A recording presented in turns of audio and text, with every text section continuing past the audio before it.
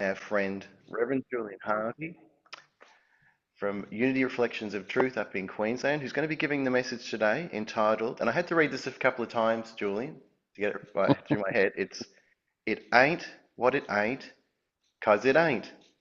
And I'm looking forward to you explaining that to us. Thank you so much. Thanks, Stuart, for inviting me along, and thank you. And it's wonderful to see everybody from Unity of Melbourne.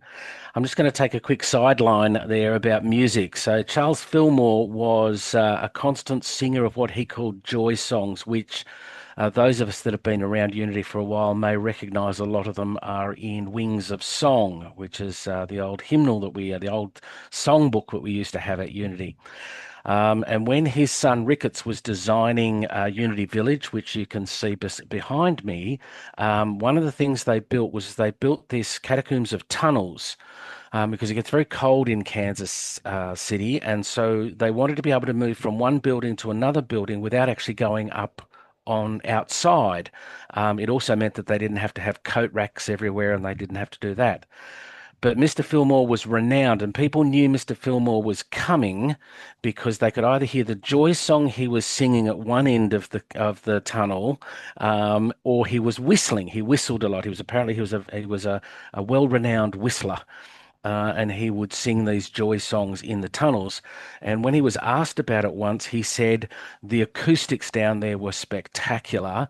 And he said it made the whole experience so much more enriching through getting the energy that was being resonated through the tunnels by his joy songs. So, yes, I encourage people very much so to learn some of the songs so that they can sing them when they need something when they're not in service.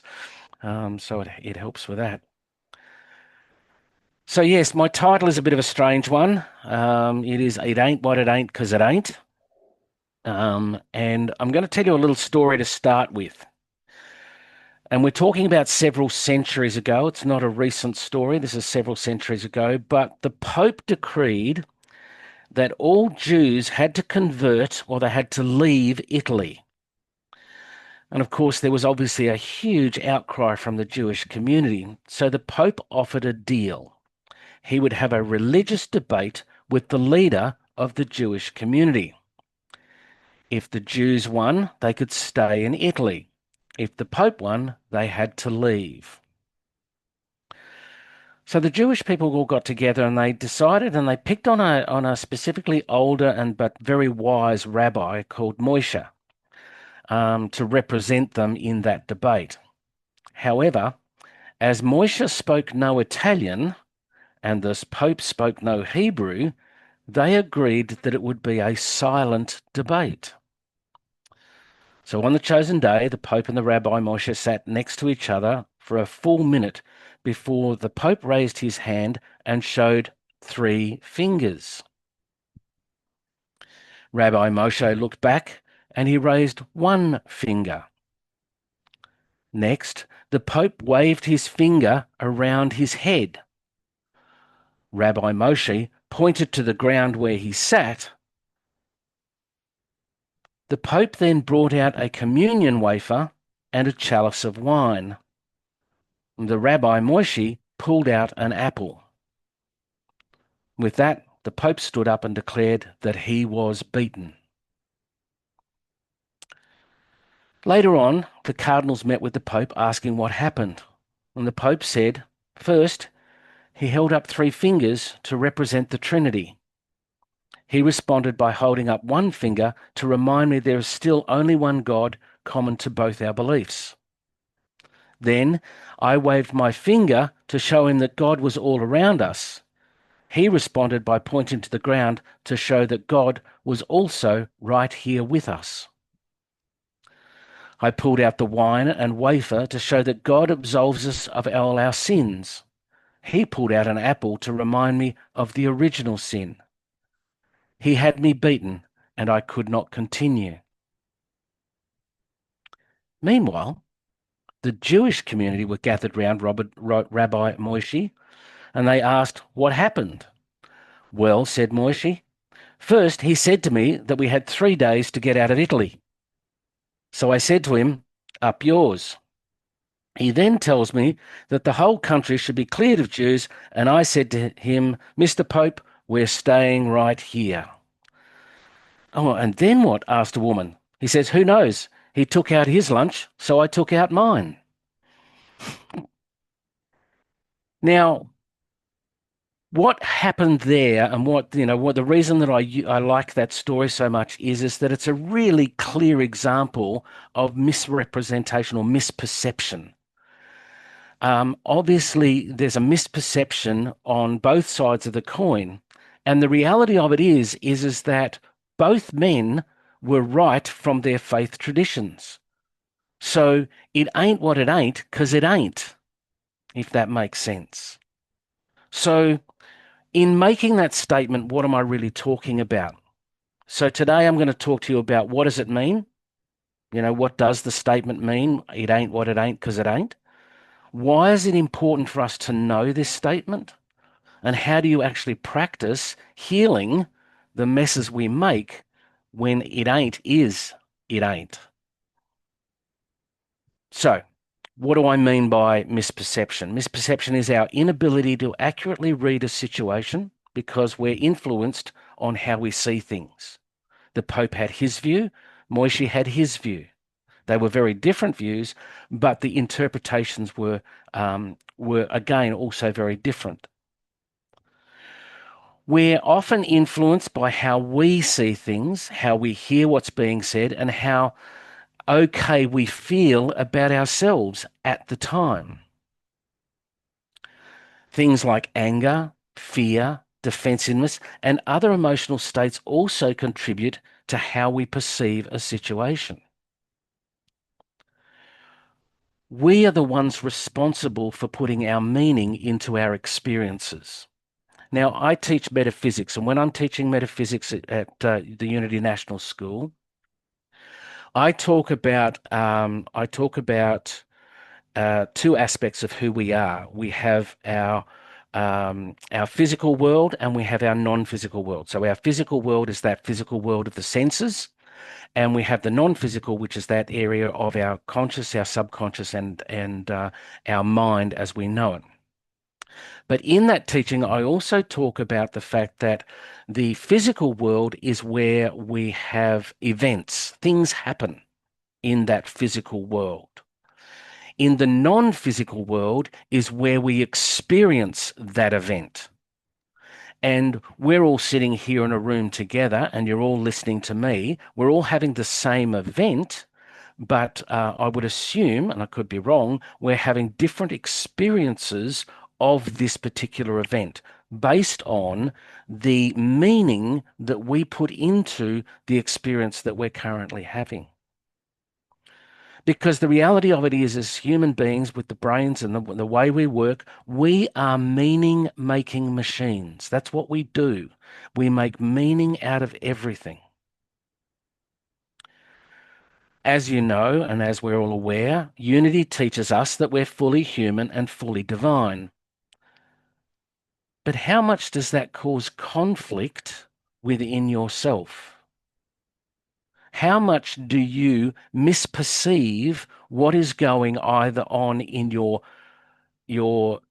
physical world or in your consciousness? What's going on there? So what is conflict? What are we talking about when we talk about conflict? As we know, conflict doesn't arise from a vacuum.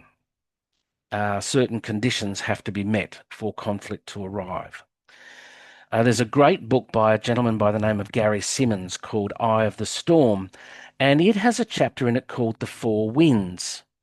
The chapter discusses the winds, as in WINDS, or conditions that support conflict, which are separation, misperception, competition, and defensiveness. Now, in a conflict with another person, we can, through self-reflection, after the conflict, identify what we felt and sometimes determine which of the four winds where we were coming from. although we often utilize these together. So it's a bit of a soup, really. For example, we can have a misperception that we're in competition with another party, which then causes defensiveness, leading to separation. However, as the entire conflict was based on misperception, there may actually be no conflict. It ain't what it ain't because it ain't. So why is it important to know this? And what happens when you're in conflict with your spiritual self and your human self? It's a really difficult concept to understand because it's easier to understand separation because we have our physical self and then we have that aspect of ourselves that is in that infinite field of potential and possibility, or what we might call that spiritual side of who we are. Our master teacher Jesus told us that the kingdom of heaven is within and that we should seek it first. But what happens when there is a sense of separation in this relationship? Again, in the book, The Eye of the Storm, Gary discusses the I Ching, and it names conflict as heaven and the abyss. The I Ching offers insights into the nature of conflict, and the I Ching indicates that conflict is made up of two primary forces, as I've said, heaven and the abyss. That really describes the energy that is happening around the conflict. Heaven is, which is spirit, and the abyss, which in the I Ching is represented by water. And it's really interesting because when you look up water in the revealing word, it has many, many meanings and many, many aspects. But a lot of it is about being in the flow, but in the flow with human conditions, with human understanding. And it's water represents the lower, quote unquote, and I hate using the word, but lower aspects of who we are as beings on this planet. So when you look at the creation story that is told in Genesis 1, the birds of the sky are our higher thoughts. So because they're in the sky and they're flying around metaphysically, and metaphysically, the fish of the sea are our lower thoughts. They're our thoughts that come from our human perspective, from that perspective. So that's metaphysically how that sits. So obviously Jesus told us that the kingdom of heaven is within, and the I Ching agrees that the heaven is within, and it is an aspect of who we are and the spirituality and the nature of who we are. But the abyss is the symbolic of coming to a place, either internal or external, of great trepidation. At the abyss, we lack the skills, confidence, and awareness or the resources to manage a situation. We stand at an edge where we face the unknown and our fears, and we discover what we're really made of. So the abyss is a really important aspect of who we are as human beings. So where did we learn to be separate? Because, if we follow Jesus's teachings and we follow Unity's teachings, when we come onto the planet, we are divinely made. We are divinely created. We are whole and well, and we are all good in that respect. And as in the womb, and as we come through the womb, and as we come onto the planet, we do start out connected to that higher understanding. I don't know whether you guys have ever read. There's a lovely gentleman called Jack Canfield who wrote a book called Chicken Soup of the Soul, which was around a long, long time ago. Some people may remember it. And there's a great story in that book. There's a mum and dad have a little 5-year-old, I think 5 or 6-year-old little girl, and they come home with the new baby boy. And the little girl keeps pestering mum and dad. She wants some time alone with her baby brother. So they keep going, well, we're not sure, we're not sure. They didn't know what, they've heard about what happens sometimes with jealousy and various other human conditions that may or may not happen.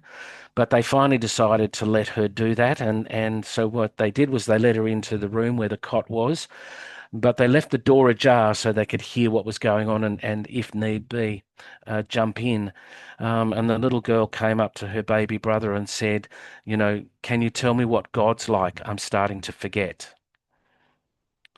Which is a beautiful story about the fact that we do have that aspect of us that can come from that divine. So we start out connected, but through our childhood and our lifetime, we learned that sometimes it hurt to be connected. Separation was a way of avoiding the pain of being vulnerable. We maintain our control by being right and by developing codependent relationships. In codependent relationships, we depend upon situations or people being a certain way, and as if the way things are is the measure of your well-being and your worth. And there's bucket loads of books out there about codependency. But I'm going to suggest that we develop a codependent relationship with the world and ourselves as the five senses Adam person. And we hang on to that relationship too tightly or for too long. Now, what do I mean by that? We hang on to our humanness, hang on to the sense of self that we receive from the outside world. By hanging on to this aspect of who we are, can cause both inner and outer conflict in our sense of who and what our true nature is. Because as we teach, both at Unity and other areas, that we're fully human, fully divine. If we take that there is only one power and one presence of the universe, and that power is all good, it is in, through, and as us, even in our human form. In Unity, in metaphysics, we talk about two aspects. We talk about personality and individuality. Our personality is that part of us that we take out into the world every day. I have that personality of being Julian, and I have that personality of being Reverend Julian, and I have the personality of being Julian, Sam's dad. I have that personality of being Grace's son, and I have the personality of being Julian when I'm in my workplace. All of those are different personalities. They're different aspects of that personality. The individuality that we talk about at Unity is that Christ consciousness, that spiritual sense of who we are that is infused and as everything as we exist in this plane at this time. So as I said, separation creates a safety in a world of uncertainty, but also prevents you from experiencing the communion with God, yourself, and others. So that separation, it ain't what it ain't, because it ain't. It's not the truth of who you are. It is not the truth of why you're here. It is not the truth of the beingness that is in this place. So in my example of the Pope and the Rabbi, they have no intention of looking holistically at the communication gap. They sit there and they communicate what they think the other person is communicating without any concept of wanting to understand the person. Is this not how a person may do the same with both the human and spiritual aspects of the sum total of who they are? How often do you sit down and communicate with those aspects of yourself? Now, I don't know about anybody else on the call, but I do know that I've had times in my life when my human consciousness was my total perception of who I was. I completely ignored, or in fact did even not acknowledge that I had a spiritual self. I operated from this aspect and I caused conflicts, but I did more inner damage than I caused externally. Through my study and other avenues, I realized that this perception was a misperception. I learned that I had a spiritual nature that was my true nature, and that utilizing this aspect of me, I could take ownership of whatever happens. I could take ownership of the gifts I had created. Because I look at conflict, I look at challenges as gifts. Um, some of you, many of you know, or potentially know my mother, Grace, who is a retired minister. And Grace uses a phrase that I just love and adore, which is when something goes wrong or something happens, she says, "Thank you, God. Where is the lesson? Where are the gifts?" And it's a great way to look at any situation, any circumstance that's going on. So I can take ownership of the gifts that I have created through my misperception. But I also need to take ownership, of those misperceptions. I need to be responsible and go, hey, I had a misperception and I took ownership of it.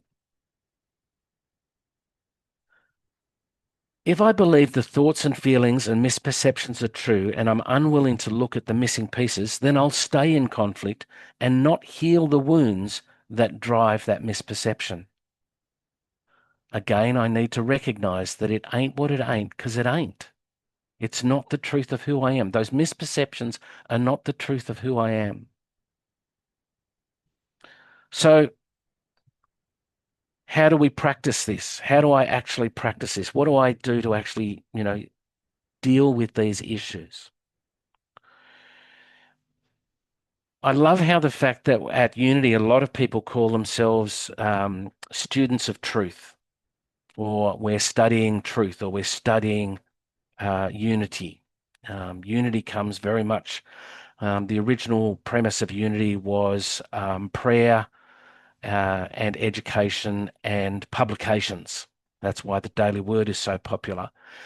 But in the middle of that was education. So become a student of who and what you are. Spend more time learning to study yourself and be an observer of your thoughts, your feelings, and your reactions to situations.